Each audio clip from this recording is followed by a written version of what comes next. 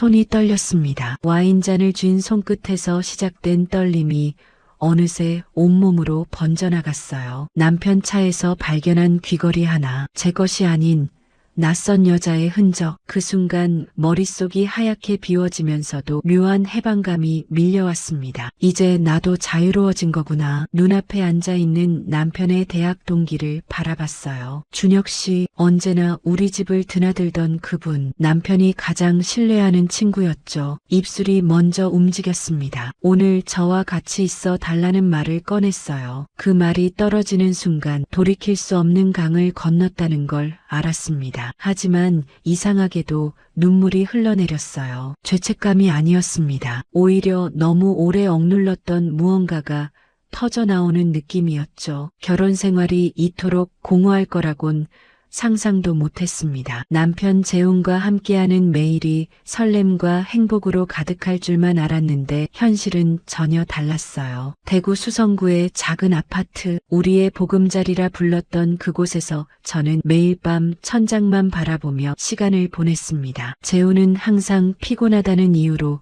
침대에 눕자마자 잠들었어요. 저는 그 옆에서 뒤척이며 허공을 응시했습니다. 48배 나이, 아직 여자로서의 감각이 살아있는데도 남편은 저를 투명인간 취급했어요. 처음엔 참았습니다. 남편도 힘들겠지, 직장 생활이 고되겠지 하면서요. 하지만 몸은 정직했어요. 갈증은 점점 깊어졌고 결국 혼자서라도 해소해야겠다는 생각이 들더군요. 이불 속에서 조심스럽게 손을 움직이면 몸은 바로 반응했습니다. 숨이 가빠지고 심장이 빠르게 뛰었어요. 손끝이 닿는 순간 온몸에 열기가 퍼지며 자신을 제어할 수 없었습니다. 제 몸인데도 통제가 안 되는 것 같아 두렵기까지 했어요. 그날도 마찬가지였습니다. 재훈은 샤워만 하고는 스마트폰만 들여다보다가 먼저 자겠다는 말 한마디 던지고는 눈을 감았어요. 늘 듣던 말이었습니다. 더 이상 실망하지도 않았어요. 그저 한 침대를 쓰는 타인 같은 기분만 들었습니다. 가끔은 거울 앞에 서서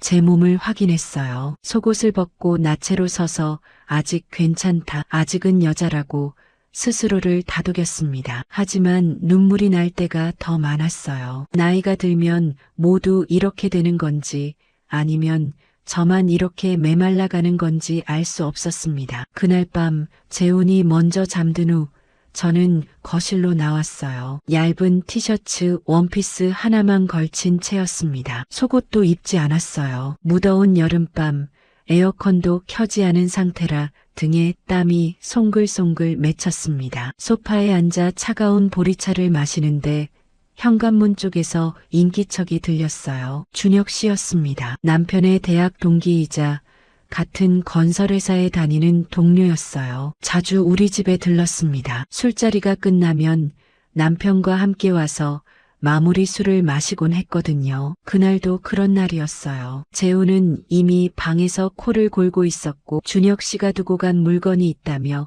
다시 찾아온 겁니다. 하지만 저는 알았어요. 그분이 언제쯤 올지, 어떻게 들어올지 다 예상하고 있었다는 걸요. 제가 그 원피스를 입고 소파에 앉아있던 건 우연이 아니었습니다. 현관문이 열리고 준혁 씨가 들어섰을 때 우리 눈이 마주쳤어요. 그분의 표정이 순간 굳었습니다. 저도 시선을 피하지 않았어요. 어디를 보는지, 호흡이 어떻게 변하는지 모두 느껴졌습니다. 재훈은 자고 있다는 말을 꺼냈어요. 제 목소리가 생각보다 낮게 나왔습니다. 그리고 자연스럽게 다리를 꼬았어요. 원피스 자락이 허벅지 위로 흘러내렸고 땀에 젖은 살결이 드러났습니다. 준혁 씨의 시선이 흔들리는 게 보였어요. 묘한 기분이 들었습니다. 이런 자극, 이런 긴장감이 너무 오래간만이었거든요. 여자로서 존재한다는 감각, 누군가가 그걸 인식하고 있다는 확신, 그것만으로도 가슴이 뛰었어요. 준혁 씨는 무겁게 한숨을 쉬더니 가져간다던 물건은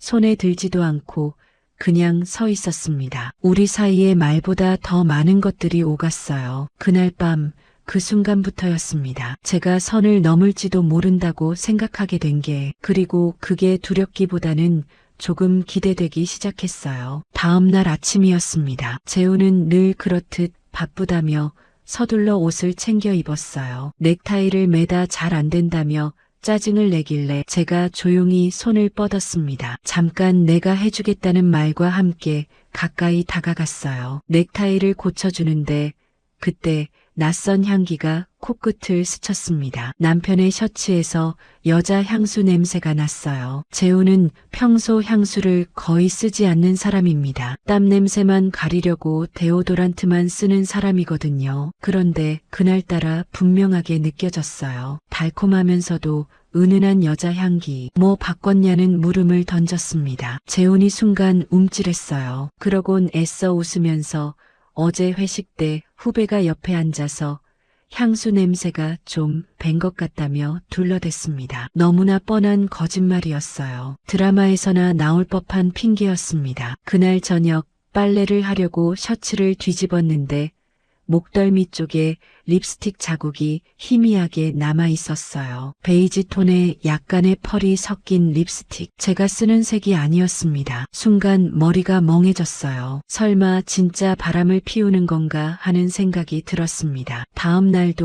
그 다음 날도 증거는 계속 나왔어요. 코트에서 또 다른 향수 냄새, 셔츠 안쪽에 붙어있던 여성복 브랜드 택. 그쯤 되니 부정할 수 없었습니다. 남편이 다른 여자와 관계를 맺고 있다는 사실을요. 처음엔 분노가 치밀었어요. 가슴이 조여들고 손이 떨렸습니다. 그동안 제가 어떻게 살았는데 참고 이해하며 견뎌왔는데 뒤에서 이러고 있었다니. 하지만 이상했어요. 눈물보다 분노보다 먼저 올라온 감정은 묘한 해방감이었습니다. 그래, 너도 그랬구나 싶었어요. 나만 죄책감에 시달리며 욕망을 억누르고 있었는데 너도 이미 선을 넘었구나. 그럼 이제 나도 더 이상 참지 않아도 되는 거겠지 하는 생각이 들었습니다. 그날 밤 준혁 씨가 또 집에 왔어요. 재훈과 함께 소주를 마신다며 불렀던 겁니다. 저는 남편에게 말도 하지 않고 일부러 준혁 씨가 앉은 소파 맞은편에 앉았어요. 긴 원피스를 입었고 역시나 속옷은 입지 않았습니다. 준혁 씨의 눈빛이 달라진 게 느껴졌어요. 그분의 손이 테이블을 지나갈 때마다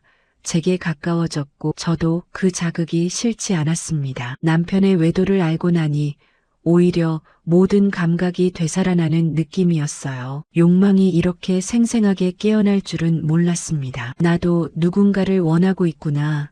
아니, 지금 이 순간 준혁 씨를 원하고 있구나 싶었어요. 그런데 이상하게도 죄책감이나 두려움은 없었습니다. 그분 앞에서 그저 여자로 숨쉬고 싶은 마음뿐이었어요. 준혁 씨가 일어나려는 순간 저는 그분의 손을 살짝 잡았습니다. 아주 짧게, 하지만 분명하게. 놀란 표정이었지만 눈을 피하지 않았어요. 오히려 제 눈을 똑바로 바라보며 무언가를 말하고 있었습니다. 우리 둘 다 이미 알고 있다는 것, 이 감정이 단순한 착각이 아니라는 것을요. 그날 이후 저는 결심했습니다. 이제 제 감정에 솔직해지겠다고요. 더 이상 욕망을 숨기지 않겠다고 마음먹었어요. 오전 햇살이 거실 바닥을 천천히 비추기 시작했습니다. 저는 얇은 면 원피스만 걸친 채 소파에 앉아 있었어요. 에어컨 바람이 맨다리를 스치고 지나갈 때마다 피부가 예민하게 반응했습니다. 혼자 있는 오후였어요. 커피를 내려놓고 멍하니 앉아 있었는데 제 안에서 타오르는 묘한 갈증을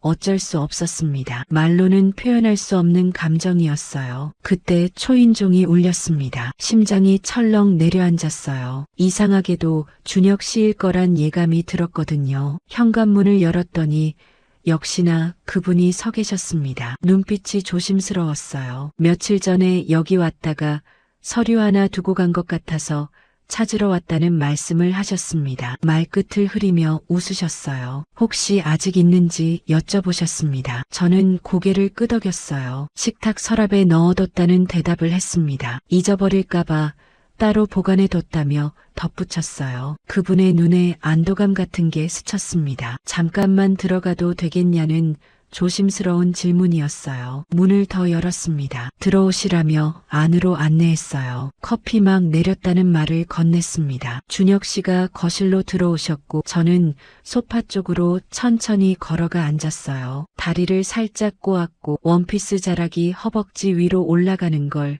그대로 뒀습니다. 그분은 서랍을 열고 서류를 꺼내셨지만 한참 동안 그대로 서 계시다가 커피잔 옆 의자에 조용히 앉으셨어요. 요즘 뭔가 달라 보인다는 말씀을 꺼내셨습니다. 저를 바라보시며 조심스럽게 말씀하셨어요. 저는 고개를 살짝 기울이며 웃었습니다. 그렇게 보이냐는 되물음을 던졌어요. 예전엔 이렇게 조용한 분위기가 아니었는데 지금은 좀 묘하다는 말씀이었습니다. 그분의 시선이 제 다리 쪽으로 잠깐 내려갔다 올라왔어요. 저는 피하지 않고 고개를 숙였습니다. 머리카락이 앞으로 흘러내리면서 목덜미가 드러났고 그분의 시선이 거기 머무는 걸 느꼈어요. 호흡이 아주 작게 그러면서도 깊게 들렸습니다. 이런 말하면 안 되는 거 아는데 지금처럼 계시면 곤란하다는 말씀을 꺼내셨어요. 준혁 씨가 컵을 내려놓으며 저를 바라보셨습니다. 저는 고개를 들어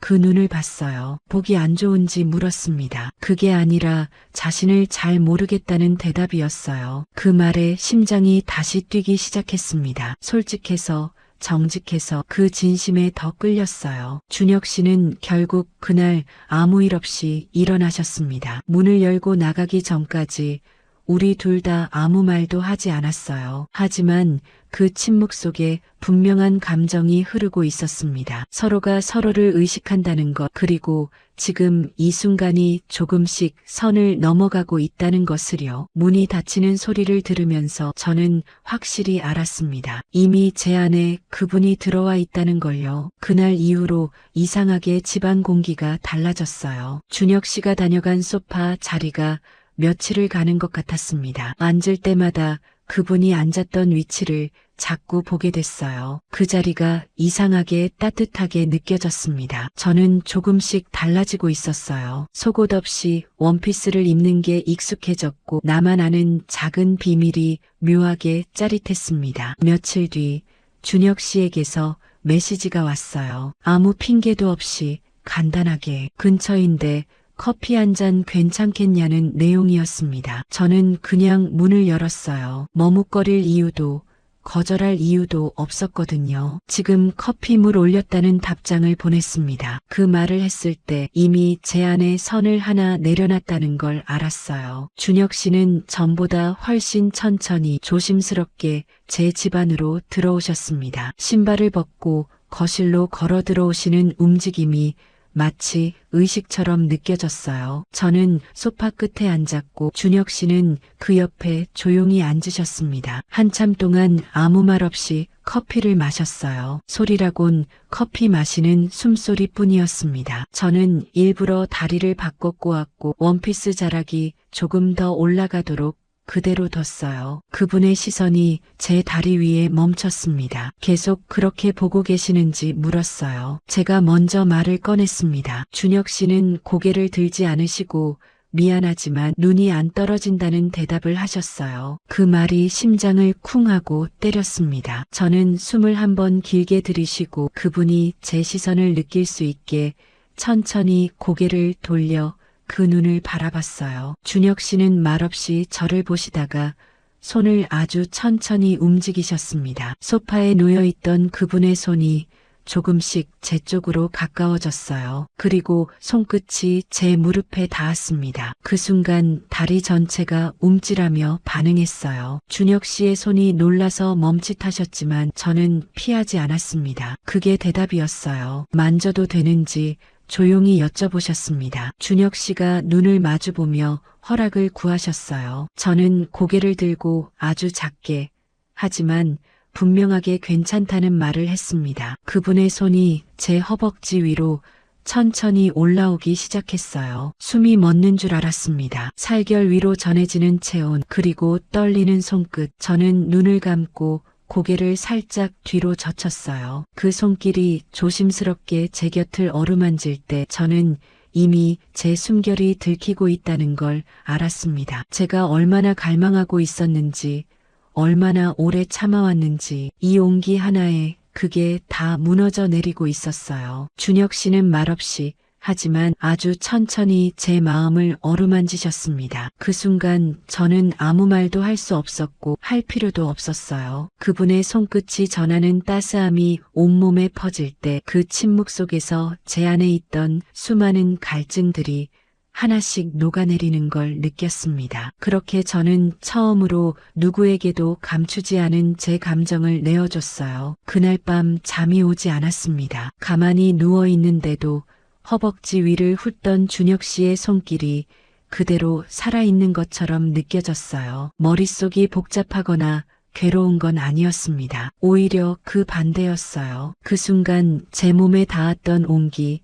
숨소리, 그리고 제 반응까지 모두가 진짜여서 더 이상 외면할 수 없었습니다. 준혁 씨는 그날 조용히 떠나셨어요. 아무 말도 하지 않으시고 제 손만 한번 꼭 잡으시고 그 손에 입맞춤 하나 남기고 돌아가셨습니다. 말보다 그게 더 깊게 오래 남았어요. 다음 날도 그 다음 날도 그분 생각이 머릿속에서 계속 맴돌았습니다. 침대에 누워 천장을 바라보면 그 손길이 마치 제 안을 맴도는 것처럼 느껴졌고 갑자기 웃음이 새어나오기도 했어요. 부끄럽긴 했지만 이상하게 창피하진 않았습니다. 오히려 살아있는 느낌이었거든요. 며칠 뒤 준혁 씨가 또 오셨습니다. 아무 말 없이 아무 예고도 없이 현관문을 열자 그분이 계셨고 우린 눈으로만 인사를 했어요. 저는 아무 말 없이 안으로 들어오시게 했고 준혁 씨도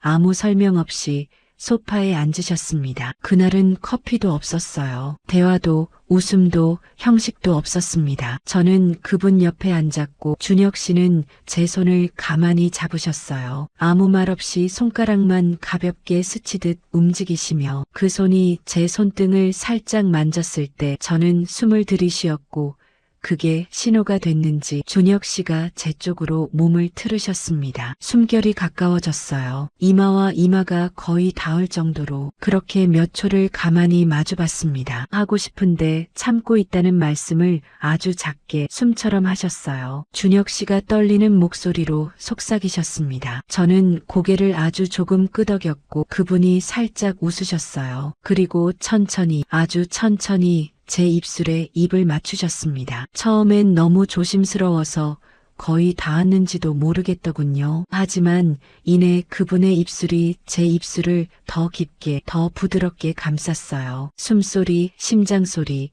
입술 사이의 떨림까지 모두가 너무 선명했습니다. 저는 두 눈을 감았고 그분의 입술이 제 아래 입술을 살짝 스쳤을 때 작은 소리가 새어나왔어요. 그 소리에 준혁 씨가 움찔하시며 입맞춤을 멈추셨고 저도 눈을 떴습니다. 잠깐의 정적이었어요. 숨을 고르시던 그분이 다시 지금 멈출지 여쭤보셨습니다. 조심스럽게 확인하셨어요. 저는 가만히 고개를 저었습니다. 계속하고 싶다는 말을 꺼냈어요. 그 한마디에 우리 입술은 다시 맞닿았고 이번엔 훨씬 깊고 진하게 서로를 탐했습니다. 그 입맞춤은 그저 키스가 아니었어요. 그동안 아무에게도 말하지 못했던 제 외로움, 채워지지 않았던 갈망, 그 모든 걸 그분의 숨결 위에 조용히 얹은 거였습니다. 준혁 씨는 저를 조심스럽게 끌어안으셨고 저는 그 품 안에서 입맞춤을 더 이어갔어요. 그날 밤 우리는 침실로 가지 않았습니다. 거실, 소파,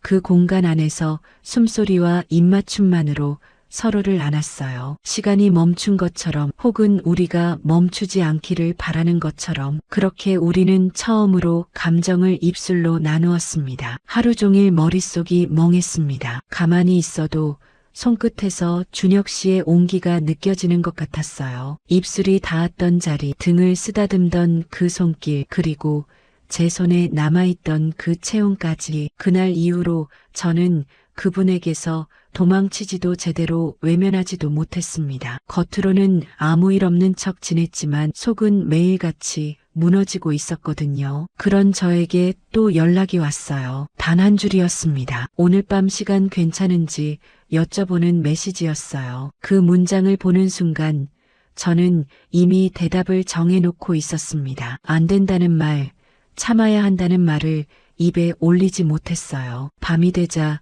저는 그분을 만났습니다. 집 근처도 아니고 우리 둘의 일상과는 전혀 관련 없는 낯선 거리의 한 카페였어요. 멀지 않은 곳에 조용한 곳이 있다는 말씀을 하셨습니다. 준혁 씨가 조용히 말씀하셨어요. 저는 말없이 따라 나섰고 우린 천천히 나란히 걸었습니다. 말 한마디 없이 그저 걸음으로만 감정을 나눴어요. 건물 뒤편 자줏빛 조명이 깔린 작은 숙소 간판 그 아래에서 준혁 씨가 고개를 돌려 저를 보셨습니다. 지금 자신은 멈출 수 없을 것 같다는 말씀을 하셨어요. 떨리는 목소리였습니다. 저는 대답 대신 준혁 씨의 손을 먼저 잡았어요. 그게 제 대답이었습니다. 방 안은 따뜻했어요. 창문엔 두꺼운 암막 커튼이 드리워져 있었고 은은한 조명이 벽을 타고 번지고 있었습니다. 준혁 씨는 제 가방을 조용히 내려놓으셨고 저는 침대 끝에 가만히 섰어요. 그분이 다가오셨고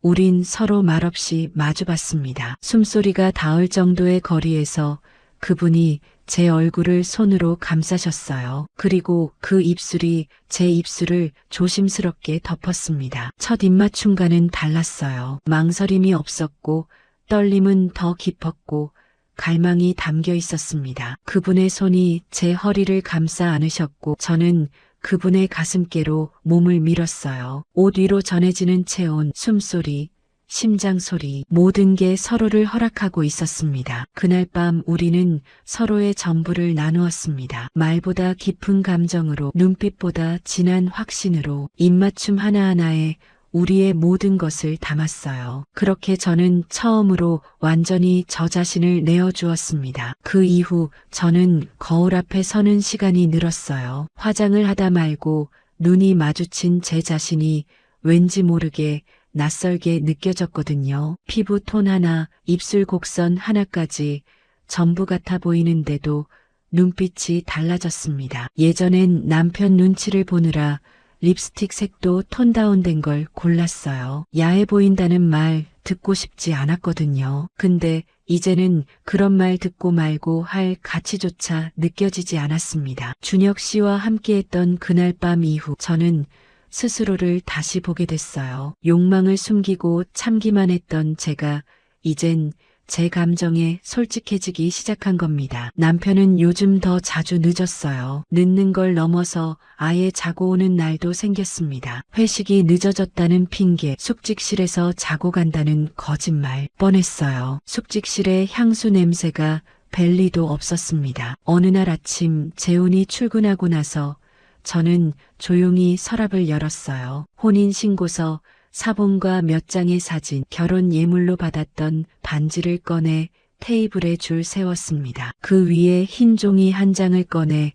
조심스럽게 글씨를 적기 시작했어요. 당신 없이도 이제 괜찮다는 말을 적었습니다. 그날 오후 저는 준혁 씨를 따로 불렀어요. 익숙한 카페가 아닌 시청 근처, 조용한 미용실 근처 카페였습니다. 머리를 하고 난 직후라 저 자신도 낯설 만큼 새로워 보였어요. 준혁 씨는 조금 놀란 눈빛이셨습니다. 머리가 잘 어울린다는 말씀을 하셨어요. 그 한마디가 전부였지만 그분 눈에서 모든 감정을 읽을 수 있었습니다. 저는 종이봉투 하나를 꺼냈어요. 그 안엔 예물 반지와 결혼 서류 그리고 쪽지 한 장이 있었습니다. 이제 아내라는 말은 안 할 거라는 말을 꺼냈어요. 준혁 씨는 그 종이봉투를 보지 않으셨습니다. 대신 제 눈을 마주 보시다가 조용히 후회 없는지 여쭤보셨어요. 저는 고개를 아주 작게 끄덕였습니다. 후회라는 건 제가 제 마음을 속일 때 생기는 거라는 대답을 했어요. 그 말에 준혁 씨의 눈빛이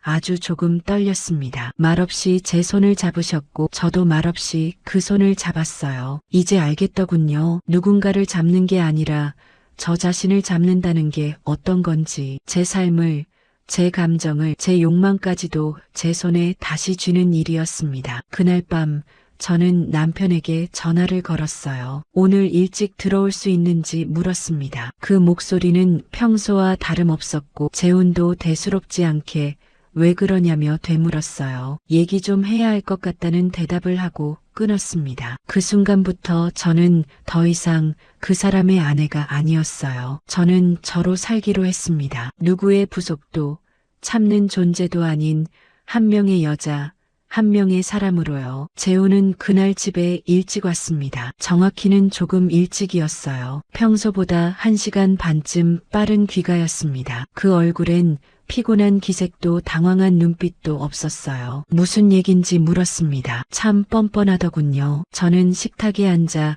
그 사람을 마주봤어요. 식탁 위엔 남편과 저의 결혼 서류 그리고 결혼 반지가 놓여 있었습니다. 그걸 보자 재훈이 픽 웃었어요. 이게 뭔지 협박인지 물었습니다. 그 웃음에 저는 아무렇지도 않았어요. 그냥 눈을 가만히 마주보다가 천천히 한마디 했습니다. 이제 더는 당신 아내 아니라는 말을요. 순간 재훈의 표정이 딱 굳었습니다. 하지만 이내 또 비웃듯 그럼 그 남자 때문인지 물었어요. 저는 대답하지 않았습니다. 그 말에 대답하는 건 지금 이 상황의 중심이 준혁 씨 때문이라는 의미가 되어버릴 테니까요. 저는 그냥 조용히 자리에서 일어나 재훈 앞에 결혼 반지를 툭 밀었어요. 넌 이미 나를 떠났다는 말을 했습니다. 몸도 마음도 떠났다고요. 난 지금 그냥 제가 저로 살고 싶은 거라는 말을 덧붙였어요. 재호는 아무 말도 하지 못했습니다. 그러다 결국 입술을 깨물더니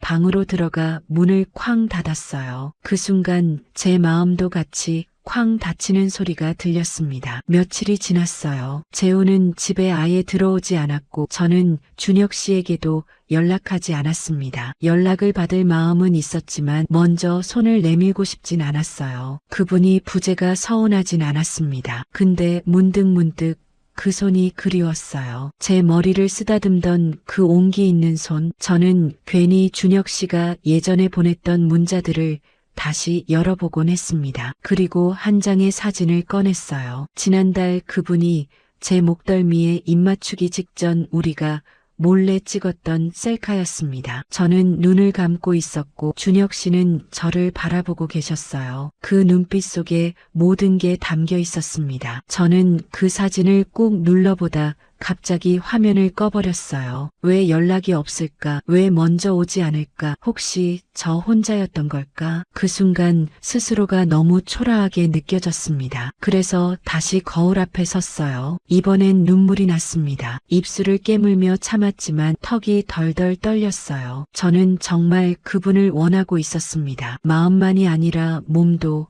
감정도 전부 다요. 그날 밤 집 앞에 차 한 대가 멈췄습니다. 창밖을 보니 준혁 씨셨어요. 내리지 않으시고 운전석에 앉으신 채 고개만 푹 숙이고 계셨습니다. 저도 움직이지 않았어요. 그냥 창문 틈 사이로 그분의 뒷모습만 봤습니다. 마치 제가 용서해 주길 기다리시는 것처럼 혹은 저에게 다가갈 타이밍을 놓치신 것처럼 한참을 그 자리에 머물러 계셨어요. 그때 깨달았습니다. 욕망은 억누를수록 더 깊어지고 숨길수록 더 자라난다는 걸요. 저는 아직 그분을 원했습니다. 더 이상 도망치고 싶지 않았어요. 그래서 현관문을 열었습니다. 새로운 집은 작았어요. 하지만 따뜻했습니다. 창이 넓어서 햇살이 많이 들어왔고 낡았지만 조용했어요. 준혁 씨가 처음 이 집에 오셨을 때 문을 열자마자 여기 저한테 잘 어울린다는 말씀을 하셨습니다. 그 말에 가슴이 짜릿했어요. 이번엔 누구의 눈치도 보지 않고 가장 저다운 걸 골랐습니다. 저를 위한 공간을 만들었어요. 침대 시트도 하얗고 커튼도 레이스 말고 리넨으로 바꿨습니다. 향도 은은한 허브로 바꿨어요. 강하지 않고 저처럼 조용히 퍼지는 향이었습니다. 그날 밤 준혁 씨가 다시 오셨어요. 이번엔 아무 말 없이 제 손을 꼭 잡으셨습니다. 우리는 침대 위에 나란히 앉았고 저는 먼저 준혁 씨 쪽으로 몸을 기댔어요. 그분 품에 안겨 있으니 마음이 먼저 녹아내렸습니다. 이제야 제가 저를 사랑하는 느낌이라는 말을 꺼냈어요. 준혁 씨는 고개를 끄덕이시며 제 머리를 쓰다듬으셨습니다. 지금 정말 예쁘다는 말씀을 하셨어요. 그 한마디가 참 오래 남았습니다. 우리는 천천히 입을 맞췄고 그 입맞춤은 갈증이 아니라 감사였어요. 기다림이 아니라 확신이었습니다. 그분 손길이 제 어깨를 타고 흐르며 제 등을 감싸셨고 저는 그 품에 몸을 맡겼어요. 이번엔 그저 욕망만이 아니었습니다. 사랑했고 안아줬고 받아들였고 제 욕망을, 제 감정을, 제 존재를 전부 껴안아 주셨어요. 이건 처음이었습니다. 욕망이 죄가 아니라는 걸, 저도 사랑받을 수 있는 사람이라는 걸 처음으로 깨달았던 밤이었어요. 그분 품 안에서 저는 눈을 감았고 처음으로 이런 말을 했습니다. 저 지금 정말 저로 살아있는 것 같다는 말을요. 지금까지 한 사람의 이야기를 들려드렸습니다. 오늘 이야기가 여러분의 마음에 조금이라도 닿았다면 감사하겠어요. 구독과 좋아요, 알림 설정은 더 많은 이야기를 함께 나누는데 큰 힘이 됩니다. 영상이 재미있으셨다면 댓글에 어디에서 시청 중이신지 남겨주세요. 여러분의 이야기도 궁금합니다. 성숙한 부부 생활, 그 안에서 진정한 나를 찾아가는 여정. 언제나 건강하시고 행복하세요. 다음 시간에 또 다른 이야기로 찾아뵙겠습니다.